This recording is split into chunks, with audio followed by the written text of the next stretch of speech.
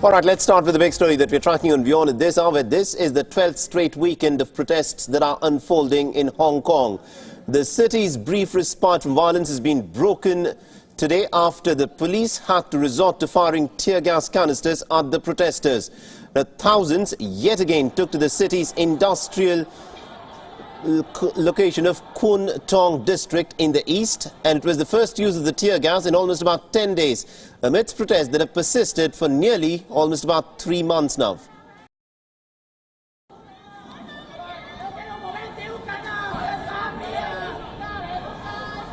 And also in an attempt to forestall the planned protest, operator MTR had suspended its services between the subway stations in the protest areas. Now, the pro-democracy protesters in Hong Kong are continuing to reiterate with their 5 specific demands. They want the Hong Kong Chief Executive Carrie Lam to resign. The city has been on the boil for 3 months now.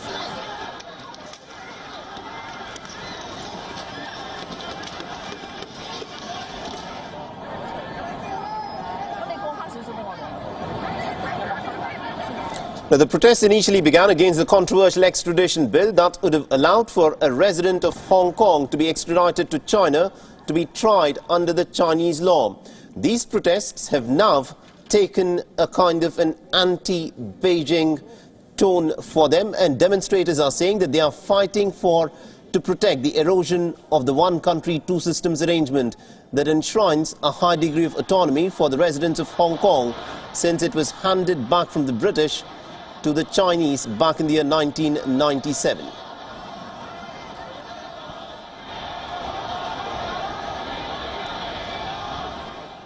And for more on this, we are joined in by our correspondent Bruce Harrison, who's joining us live from Hong Kong. Good afternoon to you, Bruce. Now, we saw some pretty dramatic scenes unfold in the streets in Hong Kong. Give us a sense of what's playing out on the streets there. Well, as you mentioned, tear gas was fired today after 10 days of not seeing any of those canisters flying through the air. And this gas mask was certainly a necessity on the streets today.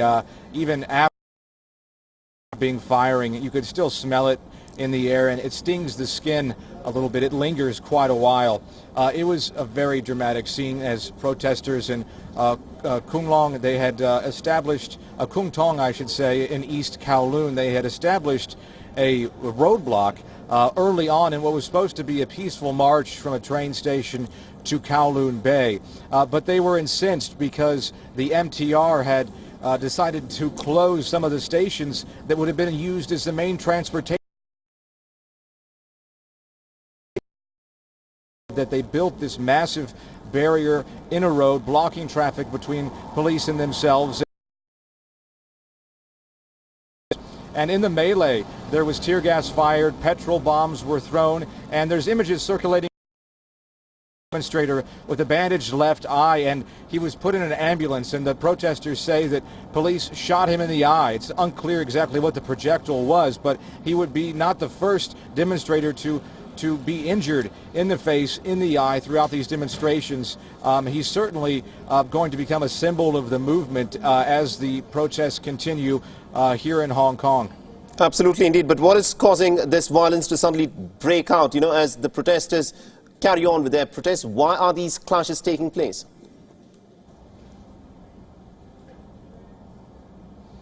Well, as you mentioned earlier, the protesters' demands have not been met. 5 key demands, including the removal of this controversial extradition bill, as well as an independent investigation into police violence. 2 of the key demands they want to hear answered by the government. Carrie Lam, Chief Executive of Hong Kong, simply won't even address those concerns. When she does speak publicly in press conferences, she offers solutions along the lines of strategic groups to meet different sectors of society to try and get to the root cause of the problem. But that falls on deaf ears. The protesters don't want to hear that. They want their demands to be met, or they're going to continue to demonstrate. Unfortunately, it did devolve into violence once again today after some very peaceful demonstrations last Sunday at Victoria Park, and then last night the Hong Kong Way, where they formed massive human chains across the city to send a message to the world and show that they're united and peaceful. But once again, violence here in East Kowloon today. Absolutely, indeed. And I would also want to go through some of the demands that the protesters have put forth. They've put forth 5 specific demands. Firstly, they want the withdrawal of this very contentious bill. They secondly want Carrie Lam to resign. They also want a probe into the police excesses. They, apart from this, want the prisoners who've been taken into custody to be released. And apart from this, they also are demanding for greater freedoms. One would have thought that these are pretty reasonable demands. Why is the Chinese state at this point of time not willing to make any concessions with the protesters?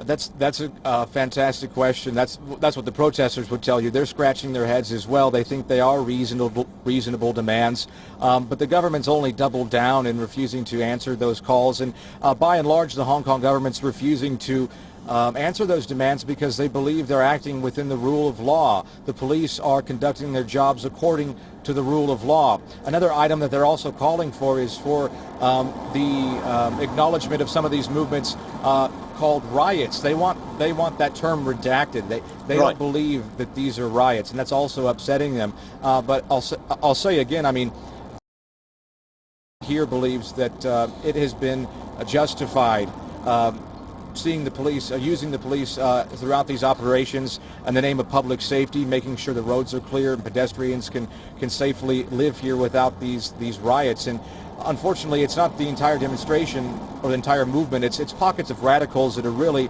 causing the biggest problems here that are leading to this violence. There's also concerns, the demonstrators will tell you, that this is Beijing controlling the Hong Kong government and forcing Carrie Lam's hand to not answer their demands, to not fully withdraw this extradition bill. And even if she resigns, though, ultimately a new government head appointed by Beijing could take up this issue later down the road. So it seems like a total impasse at this point as far as finding some sort of resolution anytime soon. Absolutely, indeed. So this is in fact the 12th straight weekend of protest. That marks 3 months. How long is the Chinese government willing to actually give time to the protesters before it decides to intervene to clamp down on the protesters? I don't think there's any indication at this point that the movement is reaching a tipping point where the PLA would need to send forces across the border. The Hong Kong police have said they don't want that.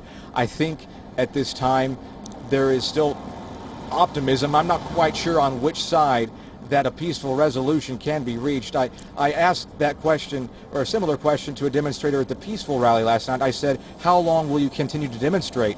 And she says, that's not for me to answer. That's for the Hong Kong government to answer. If they meet our demands, this will end. So, I mean, to answer your question, it's hard to say. Neither the Hong Kong government, the demonstrators, or even Beijing, frankly, I think, wants to have any kind of military intervention. I think it's a lose situation for all parties involved. But there is the upcoming anniversary of the Chinese Communist Party on October 1st. There are concerns, apparently, that Beijing wants to put a bow, wrap this situation up here in Hong Kong. They don't want to distract from that anniversary by movements in the streets here in Hong Kong on that anniversary weekend. So some people are concerned that could be motive to try and put it under wraps, but this isn't the 1980s when Tiananmen Square played out.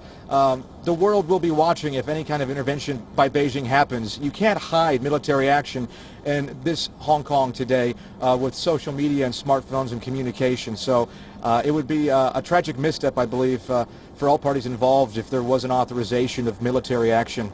All right.